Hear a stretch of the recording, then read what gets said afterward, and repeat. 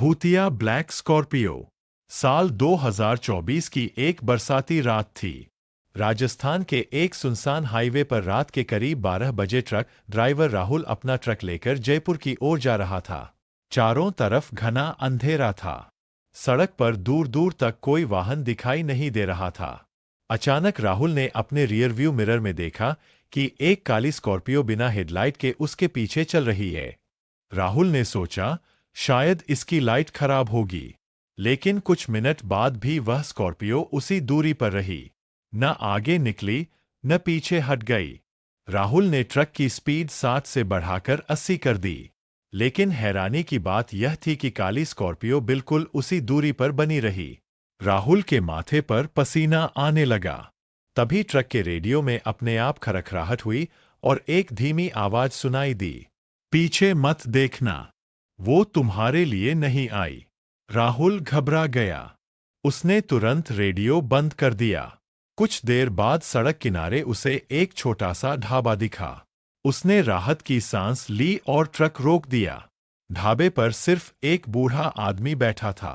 राहुल ने पूछा, बाबा, पीछे से एक ब्लैक स्कॉर्पियो मेरा पीछा कर रही है। बूढ़े का चेहरा अचानक पीला पड़ गया।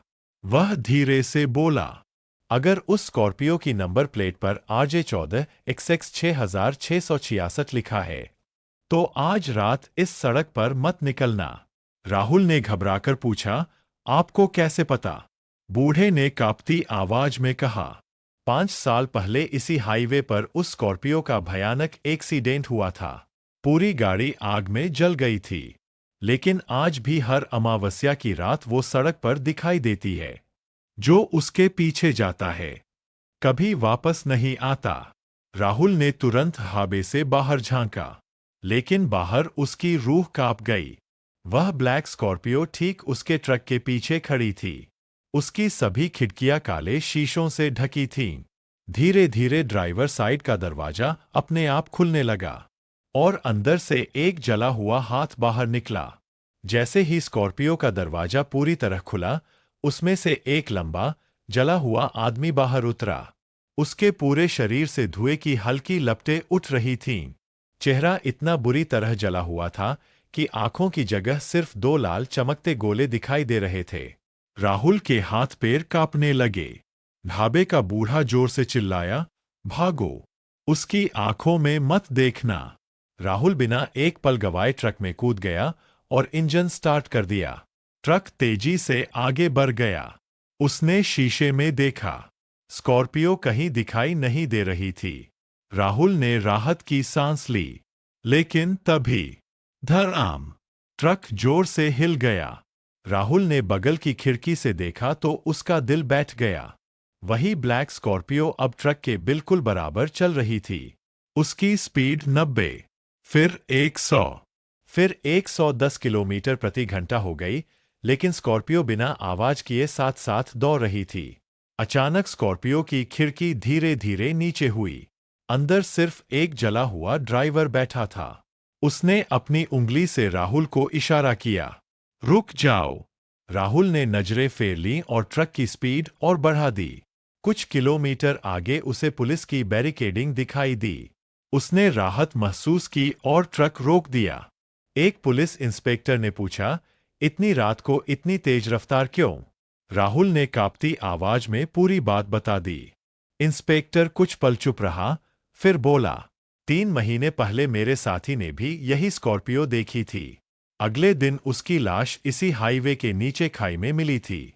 राहुल के चेहरे का रंग उड़ गया। तभी सभी पुलिस वालों की नजरें एक साथ सड़क की ओर उठीं। दूर अंधेरे में 2 सफेद हेडलाइटें धीरे धीरे उनकी तरफ बढ़ रही थीं।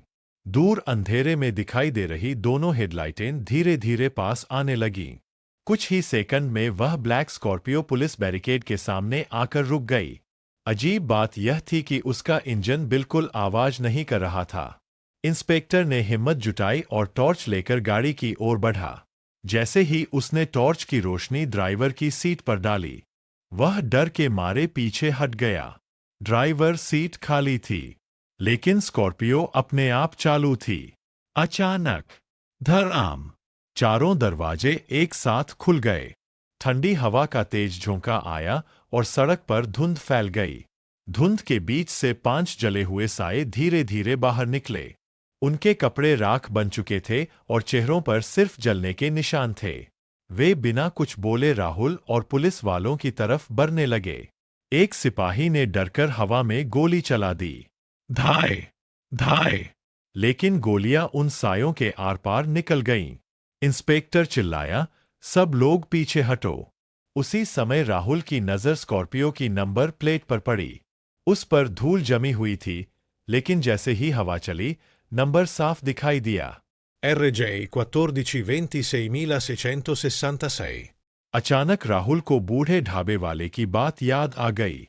वह जोर से बोला, इनकी गाड़ी को मत छूना, ये जिंदा नहीं है।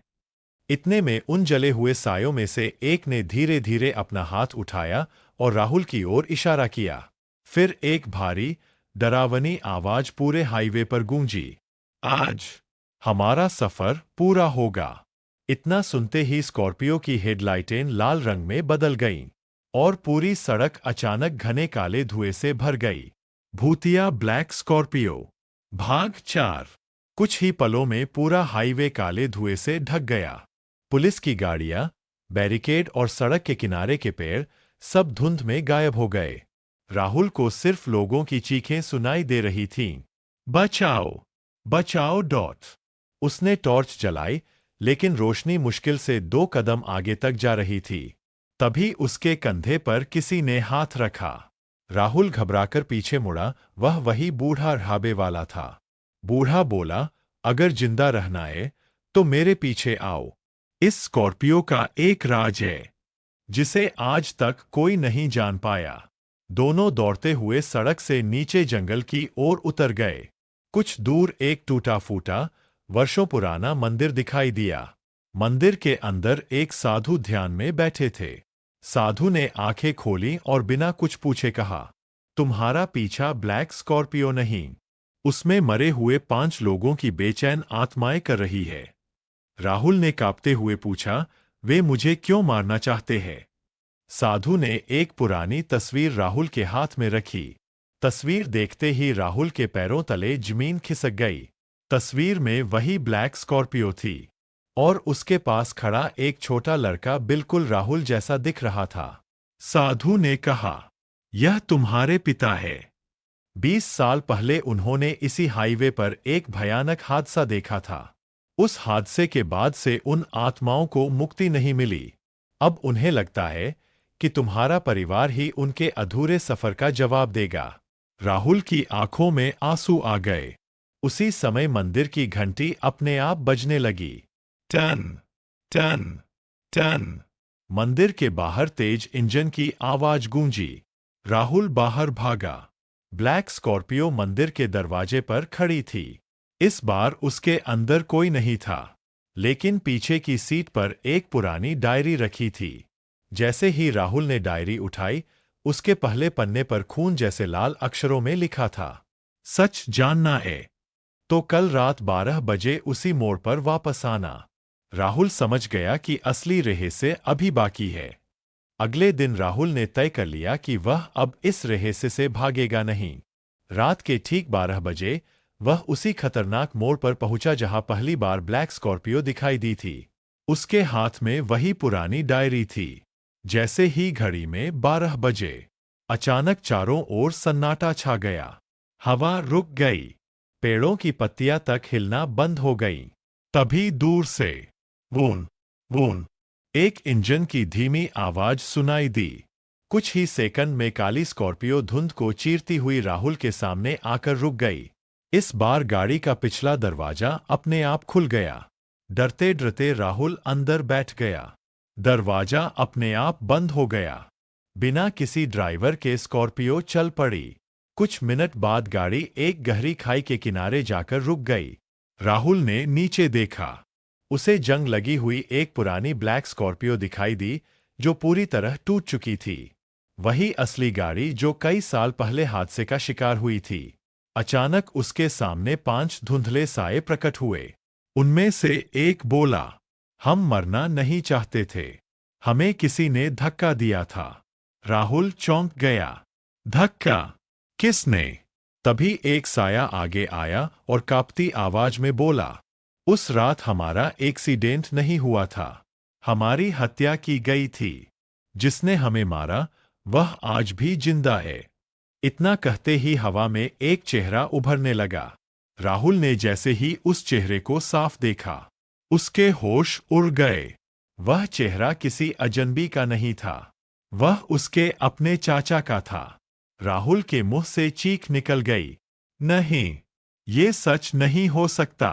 तभी स्कॉर्पियो का इंजन अपने आप गरजने लगा और पीछे से किसी ने राहुल के कंधे पर हाथ रख दिया। राहुल ने जैसे ही पीछे मुड़कर देखा, उसका दिल जोर जोर से धड़कने लगा। पीछे वही जला हुआ ड्राइवर खड़ा था, लेकिन इस बार उसकी आंखों में गुस्सा नहीं बल्कि दर्द था। उसने धीमी आवाज में कहा, हम तुम्हें मारने नहीं आए, हम सच दिखाने आए हैं।